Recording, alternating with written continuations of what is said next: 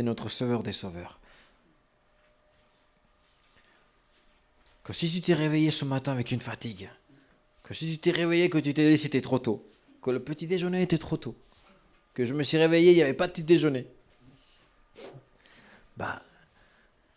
Ce soir, ou après, juste après, prie le Seigneur et dis Seigneur, renouvelle mes forces. J'ai envie de pouvoir profiter à 200% de ce camp-là. Parce que je sais qu'après, je ne sais pas à quel moment il y aura un autre camp. Mais aujourd'hui, profitons d'aujourd'hui. Comme dit dans la Bible, demain c'est loin. Aujourd'hui, c'est un cadeau aujourd'hui. Profitons. Parce que chaque jour suffit sa peine. Alors profitons de ce beau message. Profitons de la louange de tous les jours. Et que si vous voulez prier, vous pouvez le demander. N'hésitez pas à nous demander. J'ai envie de faire une prière. Pour quelqu'un. Ou j'ai envie de prier comme ça parce que quelque chose me dit que je dois prier. N'hésitez pas. On ne vous dira pas non. Alors j'invite notre cher ami Jadel qui va donner son beau message qui est... Tu sais le message, tu sais le nom? On l'a dit tout à l'heure, tu te souviens ou pas? Et le premier amour. Ouais, c'est pas mal. C'est juste. Coup de cœur. Aussi, non? Coup de cœur et... Coup au cœur, non? C'est ça? C'est coup. Un coup de cœur ou un coup au cœur. Ouais, exactement. Et le premier amour aussi de Jadel. Enfin, de Jadel, en fait, elle va parler des premiers amours en cas où. Voilà, du coup, juste...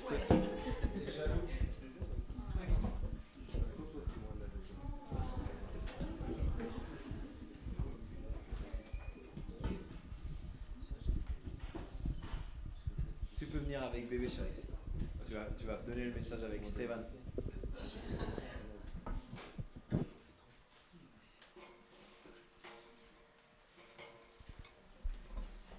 Voilà, comme ça, on te l'installe. Tout installé.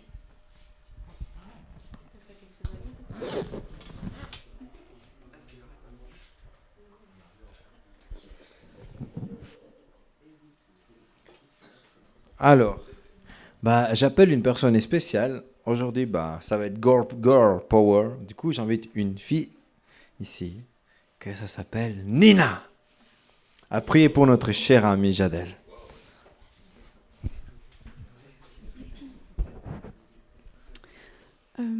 Seigneur, je te remercie pour ce matin parce qu'on peut être là pour écouter le message de Jadel. Je te remercie pour ce que tu as disposé dans son cœur et que à travers elle, tu puisses aussi nous parler et qu'on puisse aussi recevoir tout ce qu'elle a à nous dire ce matin. Et je te prie vraiment pour qu'on puisse être attentif et vraiment recevoir ça et pas simplement l'écouter, mais vraiment être attentif. Au nom de ton fils Jésus, Amen. Je te laisse le micro. Ouais. Je vais donner à Esteban, parce que t'es trop lourd. Ah là là. Bon, alors je m'organise juste un petit peu.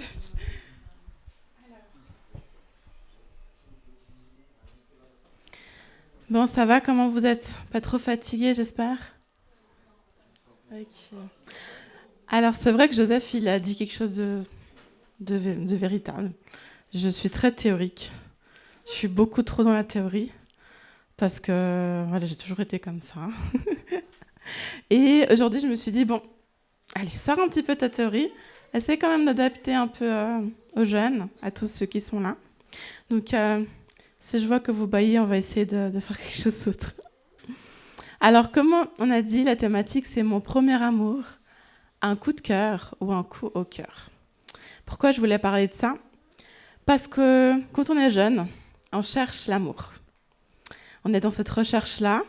Et c'est vrai que quand on voit nos amis qui ont un copain, qui ont une copine, on se dit, mais moi aussi, en fait, il faut que je cherche ma copine, il faut que je cherche mon copain. Il y a ce côté de vouloir être comme les autres, d'appartenir et de trouver le véritable amour. Bon, moi, j'ai rencontré Joseph, j'avais 16 ans. Donc, c'était assez tôt. À ce moment-là, je ne me connaissais même pas. Je ne savais même pas qui j'étais vraiment. Je me construisais. Et aussi, j'étais d'une autre religion. J'étais chez les témoins de Jéhovah. Et Joseph était évangéliste. On n'était pas du tout dans la même croyance, pas du tout dans le même chemin. Mais voilà qu'on a été attirés l'un par l'autre. Et j'avais 16 ans. Joseph, il avait 18 ans. Et maintenant, bon, j'ai 27 ans maintenant. Je suis éducatrice spécialisée au cas où je travaille avec des personnes avec des déficiences, des personnes autistes, des personnes avec des schizophrénies. Je travaille aussi avec des jeunes qui ont des troubles du comportement, des troubles intellectuels. Voilà, donc parfois dans mon travail aussi, je dois être assez stricte. Et voilà, je sais un peu être à l'aise, cool, mais je sais aussi être stricte et un peu sévère. Et donc, mon premier amour, voilà. Alors moi, en tant que personne, je vais vous raconter après ce qui s'est passé dans ma vie, mais je voulais savoir déjà qui est en couple ici.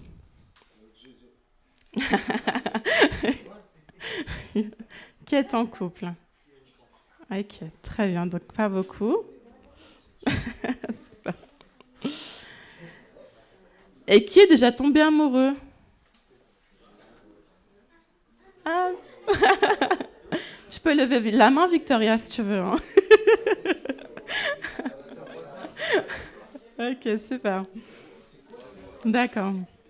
D'accord, donc je vois qu'il y a des gens que je ne savais pas, mon petit Alex, on va parler après. Ok, très bien. Et ceux qui sont en couple, est-ce que vous pourriez dire un mot sur votre couple? Un mot qui le définit, votre couple. Vas-y, Bastien. Corde à 3 fils. Vas-y, développe. Lui, loup et Dieu. Super. Ça, c'est une corde qu'on ne va pas du tout casser. Jim? Parfait. Ok. Ouais. Et Yvan et Enza?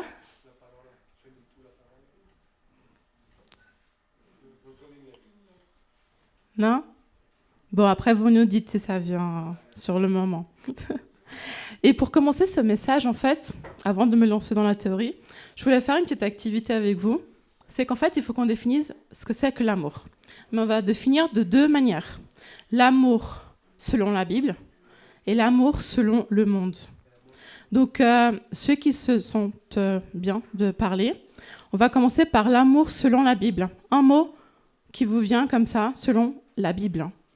L'amour, vas-y. Jésus, très bien. Allez, on lance. L'amour.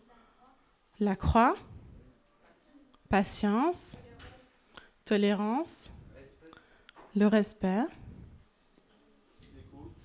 L'écoute. Le sang. La bienveillance.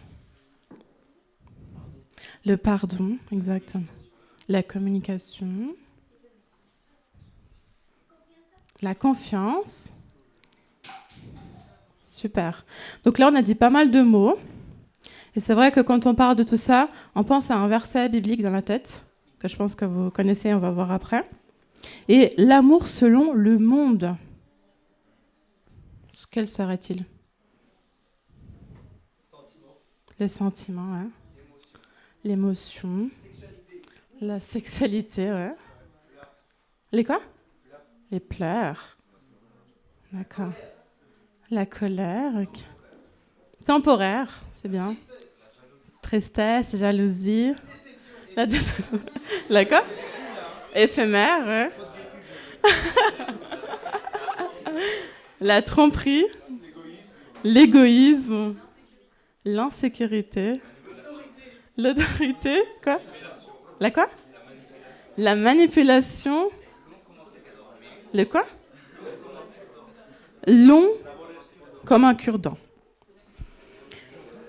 Donc, on voit que vous êtes bien pas mal d'idées pour l'amour selon le monde. Et on voit aussi qu'il y a beaucoup de choses dites assez négatives, non? Alors moi, j'ai relevé les choses par rapport aussi au verset biblique de 1 Corinthiens 13, 4. 1 Corinthiens 13, 4, qui dit les choses que vous avez dit aussi. L'amour est patient, il est plein de bonté, il n'est pas envieux, il ne se vante pas, ne s'enfle pas d'orgueil, ne fait rien de malhonnête. Il ne cherche pas son intérêt.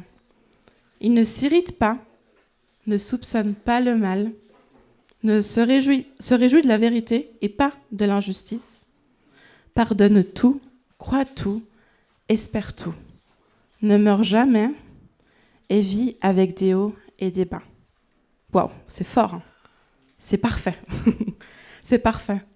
Et quand je me suis mariée, on a utilisé ce verset biblique avec Joseph. On s'est dit, waouh, à quel point on doit arriver pour notre amour.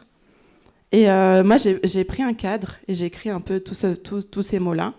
Et chaque jour qu'on se réveille, on regarde ces mots-là, les choses qu'on avait du mal. Par exemple, à s'excuser, pardonner. Moi, en tout cas, au début, merci beaucoup. En tout cas, au début, pour moi, j'avais toujours raison. Joseph, c'est lui qui avait tort. Moi, j'avais raison. Et m'excuser, non. Pourquoi m'excuser ? Pourquoi je dois m'excuser ? C'est l'autre qui doit faire le pas. Et ça, c'était compliqué au début. Mais au fur et à mesure de la relation, Joseph, il m'a appris que combien c'est bien aussi de pouvoir s'excuser, de faire le premier pas. Et de ne pas attendre l'autre, que même si l'autre, il a tort, c'est important aussi de faire le pas, de s'excuser. Ça dépend aussi de l'éducation. Moi, en tout cas, avec mes parents, c'est rare qu'on s'excuse. Mes parents, ils ne s'excusent pas beaucoup. Et ma mère, elle veut toujours avoir raison. Donc, voilà. Ça vient aussi de la famille, de l'éducation. Mais ce que le Seigneur il nous demande aussi, c'est de pouvoir accomplir tous ces critères-là. Parce que Dieu est amour. Dieu est amour. Et il est parfait. Et il a tout ça. C'est incroyable. Par contre, l'amour selon le monde. Qu'est-ce que le monde il nous donne ? Le monde, il n'a pas de patience. Il faut que ça aille vite. Allez hop, on y va, on y va. T'es pas encore en couple ? Allez, t'as pas encore eu de relation sexuelle ? Mais vas-y, t'attends quoi ? Faut pas perdre de temps, il faut se dépêcher. Tout doit se faire vite. Parce qu'on n'a pas de temps. Il n'y a pas de temps pour connaître l'autre. C'est vrai que je vous avoue que quand j'ai commencé à sortir avec Joseph, on n'a pas vraiment pris du temps pour se connaître. Il y avait quelqu'un qui me demandait, vous avez pris combien de temps pour apprendre à vous connaître, pour sortir ensemble ? Peut-être une soirée. On est sortis directement ensemble, sans prendre ce temps-là, ce qui a fait que notre couple a eu beaucoup, beaucoup, beaucoup de bas. Et qu'on a compris qu'il fallait quelque chose, il fallait quelqu'un, le Seigneur. Donc c'est bien de prendre du temps pour connaître l'autre. Et j'aime cette personne parce qu'elle correspond à mes critères. Est-ce que ça vous est déjà arrivé ? Moi, ça m'est arrivé à l'école, qu'on prenne une feuille avec nos amis ou nos amies et qu'on dise, bon, alors moi, je vais sortir avec quelqu'un qui a les cheveux bruns, avec les yeux verts ou avec les yeux bleus. Je veux cette personne-là qui parle nanana. Donc ça, c'était des choses qu'on faisait, Moi, je me rappelle, je me disais, je veux sortir avec quelqu'un qui a les cheveux marrons, qui a les yeux verts, qui parle espagnol, parce que j'aime beaucoup la langue espagnole. Et par contre, je voulais un bébé asiatique. Donc, ça ne correspond pas vraiment. Mais voilà. Et donc, il fallait cocher des cases. Il fallait cocher des cases. Ça veut dire que je cherchais mon intérêt, en fait. Je voulais des choses, pas que le Seigneur il me donne, mais des choses que je voulais moi. Donc, en fait, c'est forcer aussi. Forcer la rencontre. Il ne pardonne pas facilement. Maintenant, c'est dur de pardonner. Ah, mais t'as fait quelque chose, tu dois prouver, tu dois faire attention, enfin, tu dois essayer de retourner ça pour que je te pardonne. Moi, je ne vais pas pardonner facilement. Ça prend du temps. Eh ben non. L'amour pardonne tout, espère tout et croit tout.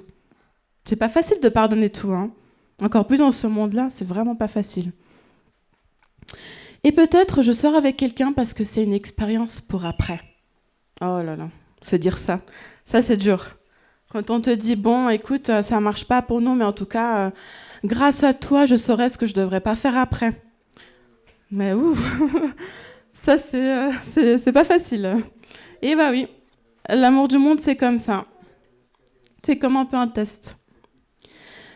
C'est un sentiment et des pulsions, comme on avait dit. C'est vrai, on est dans un monde avec beaucoup de sentiments, d'émotions, de pulsions. Et on n'accepte pas que notre relation ait des hauts et des bas. Et combien il faut se battre, en fait, pour tenir dans cette relation-là. Parce que c'est pas facile. Tu vas être avec quelqu'un qui peut-être n'est pas comme toi. C'est encore mieux. Vous allez vous compléter. Et vous allez vous battre ensemble. C'est ça, c'est se battre ensemble. Donc ça, c'est pour le futur, hein, quand vous aurez des copains, des copines. Enfin, vous avez encore du temps, même pour Noël, encore 7 ans. Et une personne, l'amour du monde, c'est quand on n'a pas le Seigneur dans notre couple.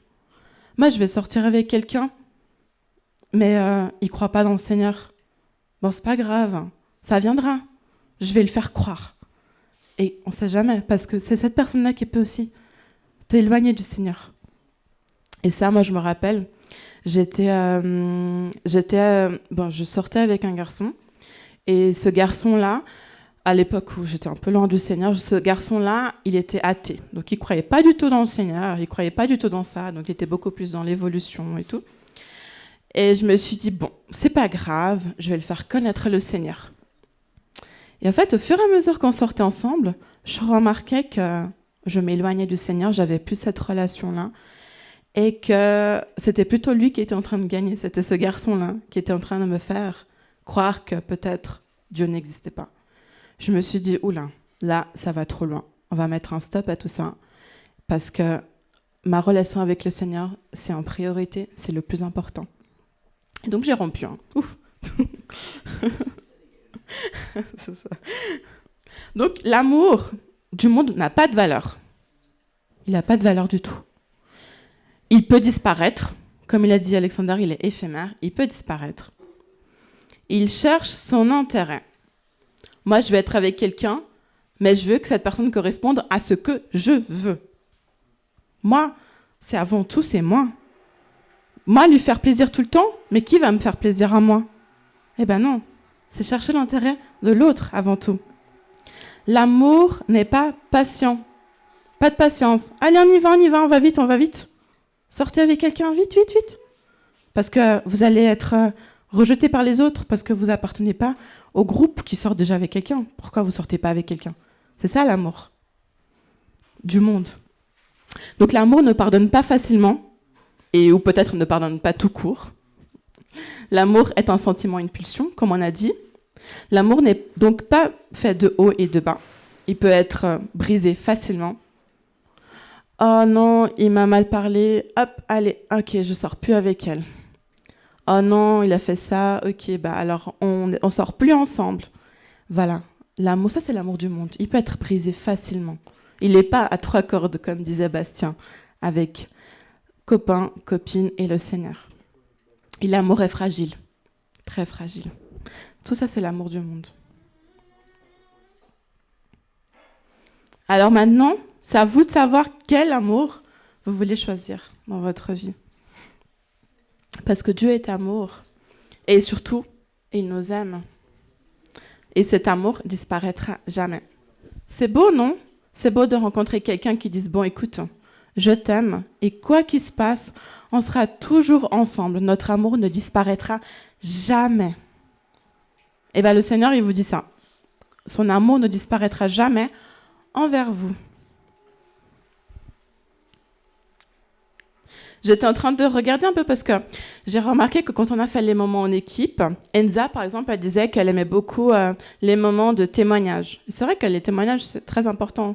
Ça nous remet, en fait, c'est comme si l'autre, il se sentait, ah, lui, il a vécu la même chose que moi, elle a vécu la même chose que moi. Peut-être on peut partager, on peut en discuter, et ça nous fait du bien. J'étais en train de regarder un témoignage d'une jeune fille, Andréane, qui disait, je vais vous raconter. Dès l'âge de 10 ans, j'ai commencé à chercher l'amour partout où il se présentait. Et un vide grandissait en moi. Donc elle pensait qu'elle avait besoin d'un copain, enfin quelqu'un quoi. À l'âge de 13 ans, j'ai eu un copain qui m'a laissé tomber durant une semaine de vacances. Alors j'ai voulu en finir. C'est dur, hein? Une jeune fille de 13 ans qui dit « Il m'a lâché pendant les vacances, j'ai voulu en finir, comme si sa vie, elle n'avait plus de sens. J'avais ouvert mon cœur à quelqu'un qui confirmait ma pire crainte. Pour elle, elle n'était pas digne d'amour.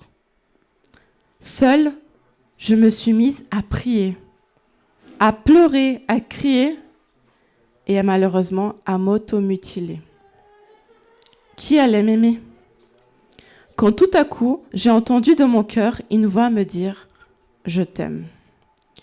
C'est fort, parce que cette jeune fille, elle cherchait quelqu'un pour appartenir aux autres, enfin être comme les autres dans ce monde, mais en même temps, le garçon l'a laissée et elle en voulait finir avec sa vie. Et elle n'était surtout pas digne d'amour selon elle. C'est dur ce qu'elle a vécu, mais en même temps, c'est ce qui l'a approché du Seigneur. Et malheureusement, jeunes, gens, vous allez vivre des moments difficiles, mais le plus important, c'est de continuer avec le Seigneur. Parce que lui, il vous aime. Quoi que vous fassiez, il vous aime. Et vous êtes digne de son amour, chacun.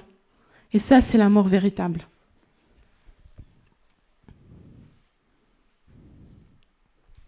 Alors moi aussi, quand j'étais jeune, je voulais rentrer un peu dans les cases. Donc comme je vous ai dit, j'avais pas mal d'amis qui sortaient avec des personnes. Et moi aussi, je voulais sortir avec des gens. J'étais jeune, j'étais rebelle. Et oui, j'étais rebelle.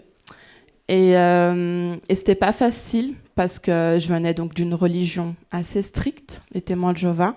Et de tellement, je pense que j'étais dans ce côté strict, j'avais envie de liberté, de m'ouvrir. Et j'avais envie de faire des choses qui peut-être plaisaient pas forcément au Seigneur ni à mes parents. Et donc, moi aussi, je tombais facilement amoureuse. Je me disais, bon, ça c'est de l'amour, c'est bon, c'est lui pour le futur, c'est lui pour la vie. Oui, c'est peut-être lui, alors que je le connaissais même pas. Et ça, en fait, je me suis rendu compte que j'étais en train de rentrer dans un cycle où je partais et m'éloignais du Seigneur. Et c'est vrai que le moment où j'ai rencontré Joseph, le Seigneur, il était toujours dans ma vie. Mais quand j'ai rencontré Joseph, et surtout quand je suis venue pour la première fois à l'église de Carouge, je me suis dit, waouh, comme ça fait du bien de faire moi-même le propre choix de venir vers le Seigneur. C'est beau de venir vers le Seigneur toi-même toute seule. Parce que moi, depuis que je suis née, mes parents ils m'ont toujours amenée à l'église. Et je me sentais un peu obligée d'aller. Et là, en fait, je faisais moi-même mon propre pas de venir vers le Seigneur. Et ça, c'est pas facile, mais ça fait tellement du bien quand tu vas toi-même vers le Seigneur et que c'est pas parce que quelqu'un t'oblige.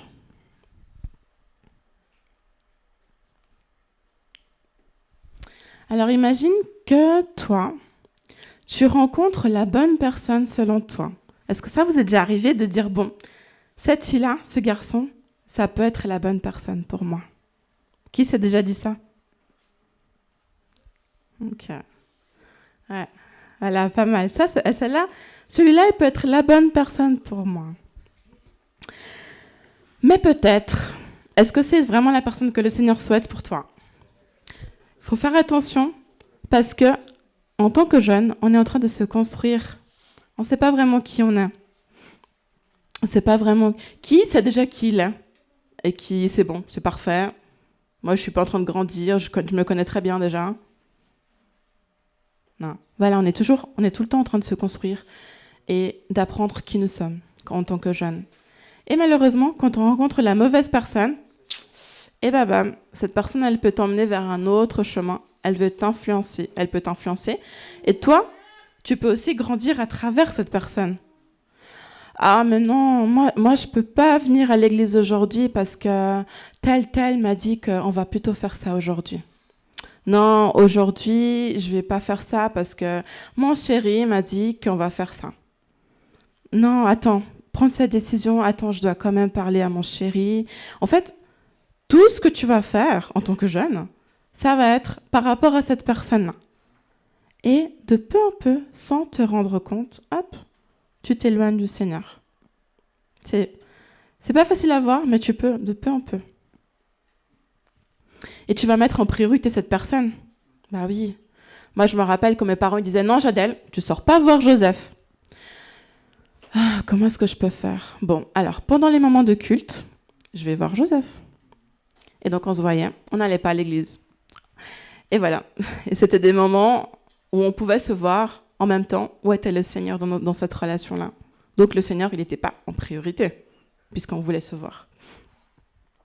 Et tu cherches à être accepté par l'autre. Ça veut dire que je vais changer pour que l'autre m'accepte. Je vais complètement changer. C'est bien de pouvoir s'adapter à l'autre, hein, mais faire attention aussi à être soi-même. Parce que quand on est ensemble, on était en train de se dire avec Joseph, on est sortis très tôt ensemble.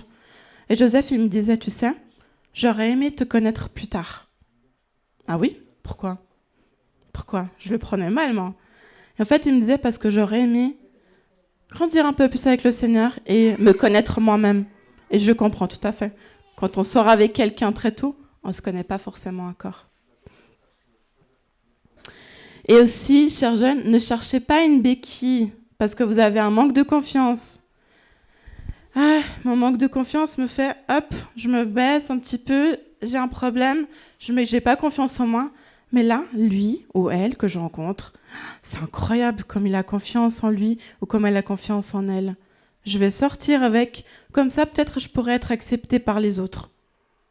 Ben non, c'est pas la meilleure des manières. Et n'oubliez pas, ne vous éloignez pas du véritable amour. Qui est?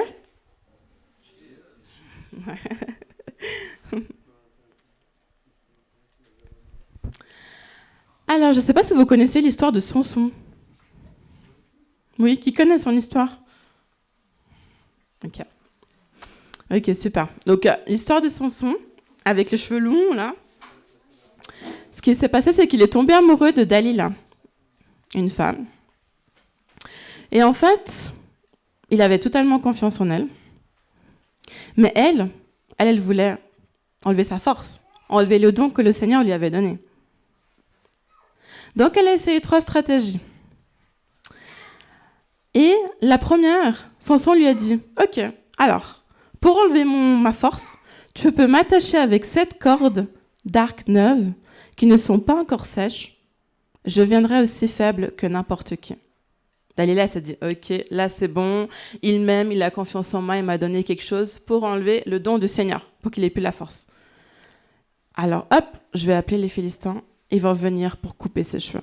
Enfin, pour faire ça. » Ils ont fait ça, bah, Samson, il avait toujours sa force.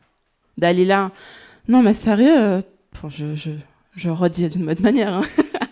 Non mais sérieux, t'as pas confiance en moi, donc tu me racontes n'importe quoi.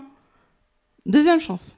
Ok alors tu m'attaches avec des cordes neuves qui n'ont pas encore servi et je deviendrai aussi faible que n'importe qui. Ok, je pense que là il a compris, là il a confiance en moi, il m'a dit la vérité, hop, je vais prévenir les Philistins. Les Philistins sont venus et bam, Samson s'est encore libéré, il avait toujours sa force. Ok, donc là, en fait, tu m'aimes pas vraiment parce que tu me racontes pas la vérité. Et ça, il est dit dans Juge. L'histoire de Samson, c'est dans Juge 16, à partir du verset 4. Et si on lit le verset 15, je prends juste là parce que... Hop. Donc Juge 16, le verset 15. Il est dit, Dalila lui dit, « Tu me dis, je t'aime, et tu n'as pas confiance en moi? Comment est-ce possible? Voilà 3 fois que tu te moques de moi, et tu ne m'as pas encore fait connaître pourquoi tu es si fort. »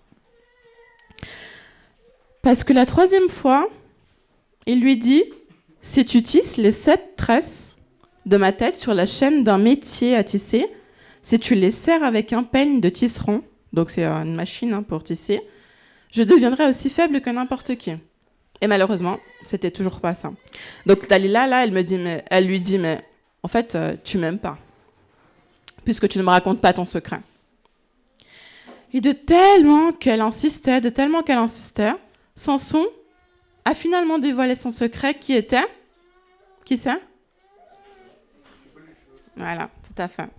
De couper les cheveux, comme on a coupé les cheveux d'Esteban, de couper les cheveux de Samson. Et malheureusement, c'est ce qui s'est passé. Il n'avait plus de force et surtout, le plus grave, c'était le plus important, c'est que le Seigneur s'est retiré de lui. Ça, c'est dur. Imaginez que le Seigneur vous donne un don et hop, il pardonne, il pardonne, il pardonne. Mais à un moment, il s'est dit, bon là, tu as dépassé la loi qu'on devait accomplir. Tu devais garder tes cheveux qui poussaient pendant un moment et ça a été coupé avant. Je vais t'enlever ce don-là pour que tu puisses subir aussi les conséquences. Parce que là, essaye.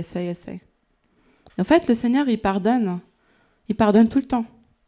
Mais faites attention aussi à ne pas trop pousser, à ne pas trop vous éloigner et surtout faites attention à qui vous faites confiance. Parce que c'est cette personne-là qui peut enlever votre brillance, votre lumière que vous avez dans le Seigneur.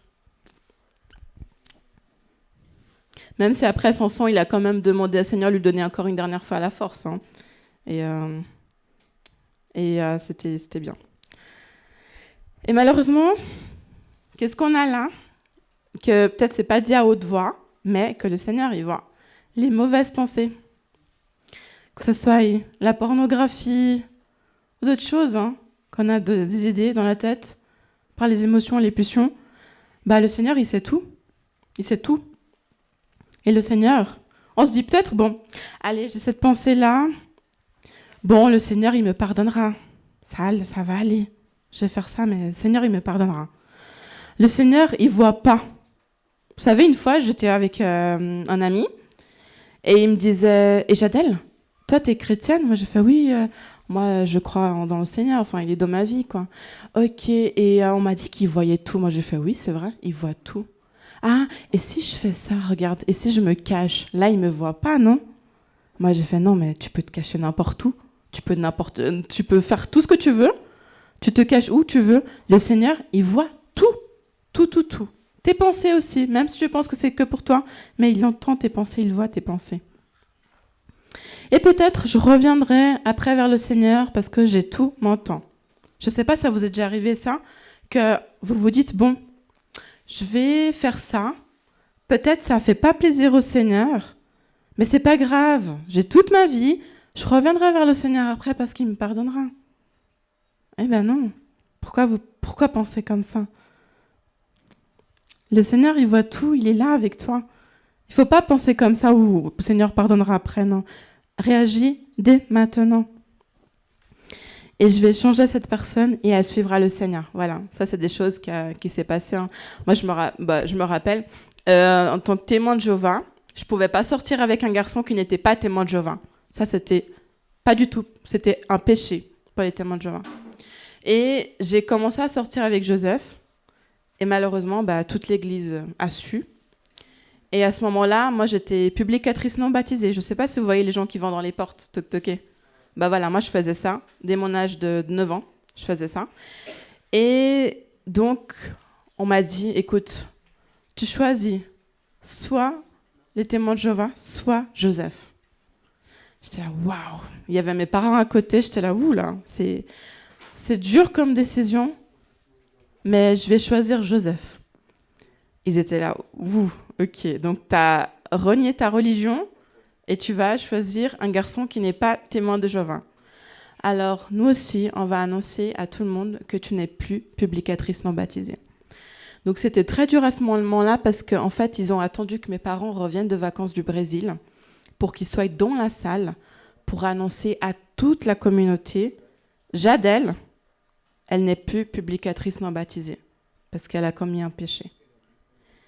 Et c'était pas facile parce que mes parents, ils étaient visés. Mes parents ont perdu des privilèges au sein de la communauté.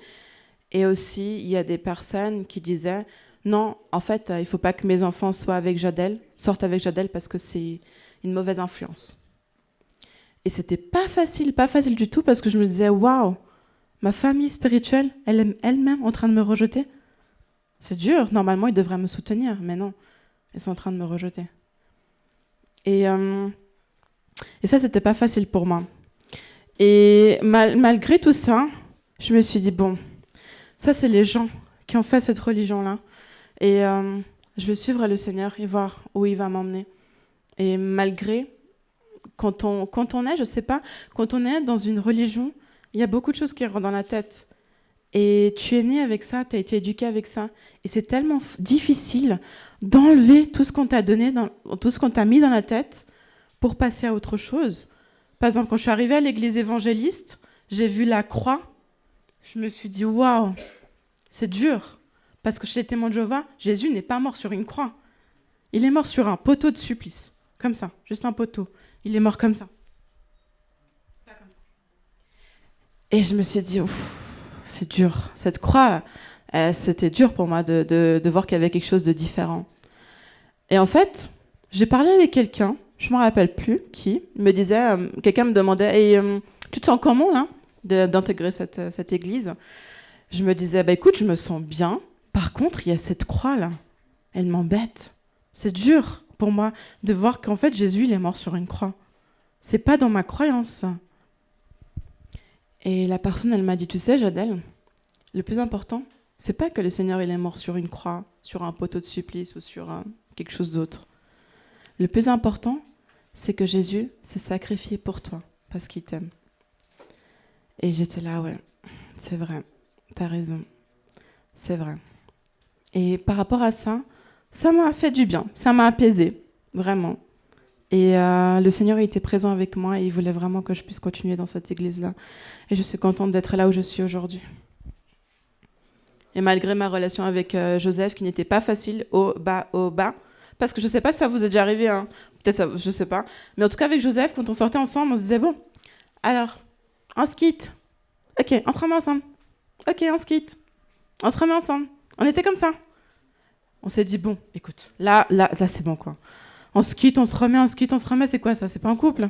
Le temps, il passait et on n'avançait pas. On s'est dit, bon, là, on va mettre un stop. Et on a pris une grande pause. Et on est revenu après pour discuter pour ce qu'on voulait vraiment dans ce couple-là et qu'on voulait la présence du Seigneur et surtout qu'on voulait commencer sur des bonnes bases avec le Seigneur. Parce que c'était du n'importe quoi, se quitter, remettre, se quitter, remettre. C'est pas ce que le Seigneur il veut, ça. Et surtout, c'était du temps perdu loin du Seigneur. Ma maison n'est pas solide. C'est vrai. Quand tu es dans un couple avec une personne qui peut-être n'est pas chrétienne, qui ne croit pas dans le Seigneur, c'est difficile de construire une maison qui soit solide, avec des bonnes bases.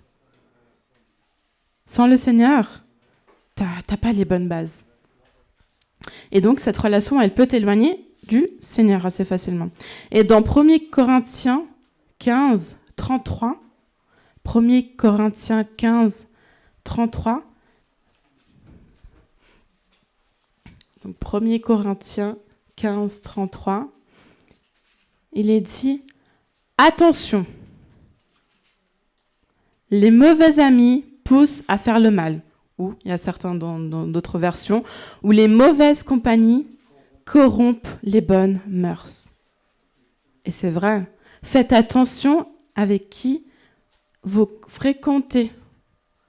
Faites attention à ceux qui vous entourent. Parce que ça déterminera également qui vous êtes. C'est vrai, hein? Si tu traînes avec quelqu'un qui, je sais pas moi, qui aime boire, les autres, ils vont te voir aussi, ok, toi aussi t'aimes boire alors. Toi aussi t'es comme ça. Et il faut toujours faire attention de pouvoir s'entourer de bonnes personnes. Comme Joseph disait hier, les amis chrétiens, c'est toujours bien. Une relation amoureuse, elle peut être dangereuse si il n'y a pas qui. Ouais. Si le Seigneur n'est pas dans cette relation-là. Parce que, imaginez qu'il y a un arbre qui grandisse là, hop, avec des petits fruits. Votre arbre, waouh, comme il est beau, il est magnifique. Vous avez pris du temps à construire, à mettre l'eau, c'est de la patience, du temps. Et il y a quelqu'un qui vient. Et il commence à avoir des petits fruits qui sont en train de mourir, qui pourrissent un peu. Et là, les petits fruits sont en train d'attendre les autres. Qu'est-ce qu'il faut faire avant que ça atteigne les autres? Les cueillir, couper, qui d'autre?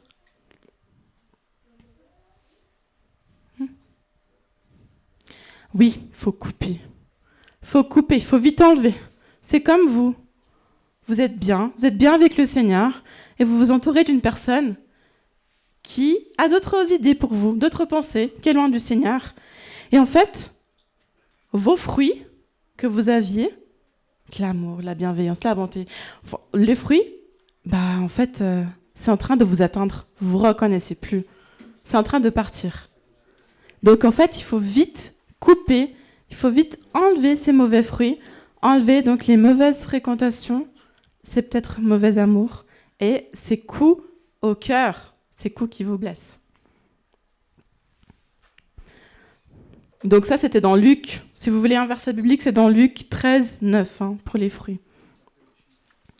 Et après, dans Marc 12, 30, il est dit « Tu dois aimer le Seigneur, ton Dieu, de tout ton cœur. » Tout ton cœur. Tu donnes tout au Seigneur. De toute ton intelligence et de toute ta force. Donne tout au Seigneur. Et tu verras. Plus tard, il aura quelqu'un pour toi. Force pas les choses. Il aura quelqu'un pour toi. Quelqu'un parfait pour toi.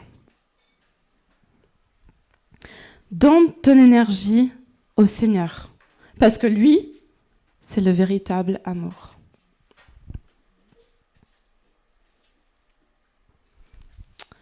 Et pour finir, après si vous avez des questions, n'hésitez pas. Pour finir, des petits conseils. Donc sors avec quelqu'un qui est croyant comme toi. Je dis pas que les croyants vont pas non plus faire des bêtises, mais un croyant, tu sors avec un croyant qui croit dans le Seigneur, qui a le Seigneur dans sa vie, c'est plus simple pour que vous puissiez commencer une bonne relation ensemble. Vraiment. Pose dès maintenant tes limites. C'est important quand tu commences à sortir avec quelqu'un, tu t'es dit, bon, écoute, moi je veux pas ça, je veux pas ça, je veux pas ça. Avec Joseph, c'était comme ça. Moi, j'étais très, très pudique, très... voilà.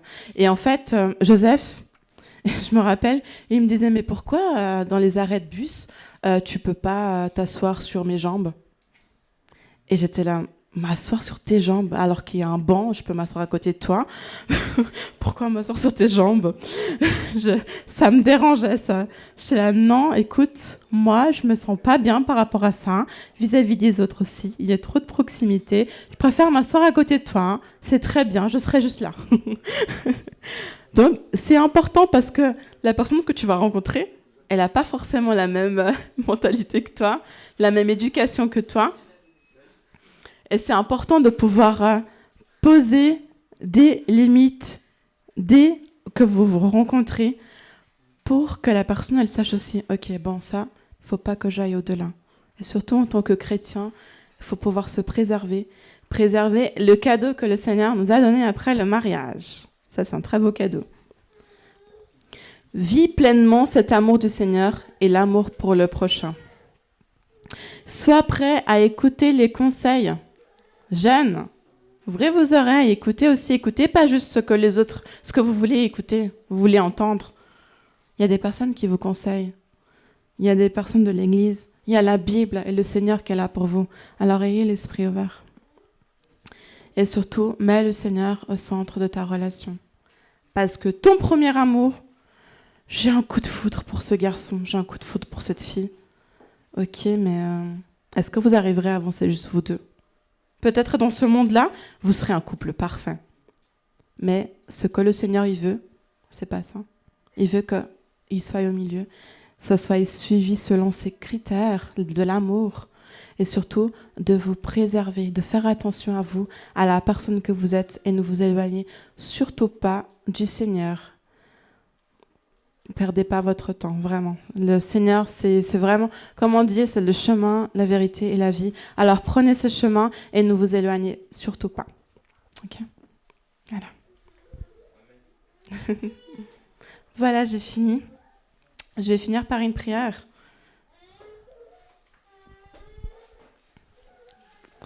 Seigneur, je te remercie pour ce moment. Seigneur, je te remercie pour Pour tous ces jeunes, Seigneur, qui sont là, qui ont ouvert leur cœur, Seigneur, qui sont présents en ce moment parce qu'ils souhaitent apprendre, ils souhaitent s'enrichir, ils souhaitent se nourrir spirituellement, Seigneur, de ta parole, des messages, Seigneur. Je te remercie pour m'avoir donné ce moment-là, de pouvoir m'exprimer, de raconter aussi ma vie personnelle, Seigneur, ce que tu souhaitais aussi dire, Seigneur.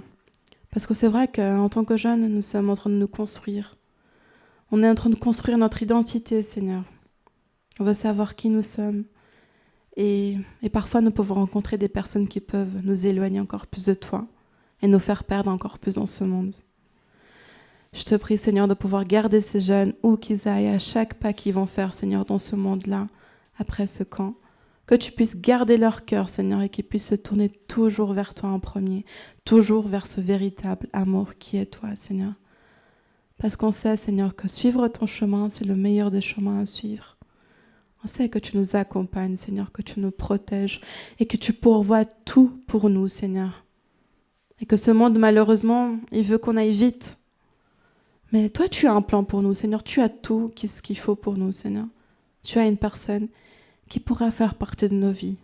À chaque personne ici, Seigneur. Que ces jeunes se tournent d'abord vers toi, Seigneur, qu'ils puissent se nourrir de toi, combler ce vide, Seigneur, d'amour que peut-être ils ont, mais l'amour de toi. Et plus tard, les choses viendront, Seigneur. Je te remercie pour chaque jeune, Seigneur, qui est ici. Protège-les, garde-les, Seigneur. Garde-les dans ce monde. Et tout cela, Seigneur, je te le demande en ton Fils Jésus-Christ. Amen.